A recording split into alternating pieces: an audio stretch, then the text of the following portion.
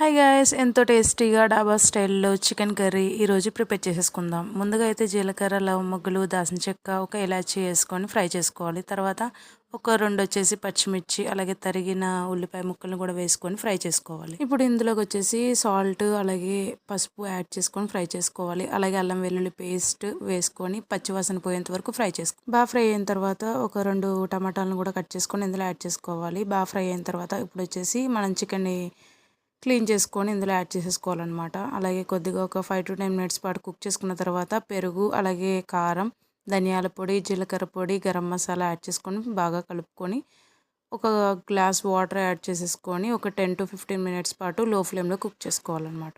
ఒక 15 మినిట్స్ పాటు మూత పెట్టి అయితే నేను కుక్ చేసేసుకున్నాను. 15 మినిట్స్ తర్వాత నా కర్రీ అనేది ప్రిపేర్ అయిపోయింది. ఇప్పుడు చికెన్ మసాలా అలాగే కొత్తిమీర యాడ్ చేసుకుంటే మన కర్రీ అనేది ప్రిపేర్ అయిపోతుంది.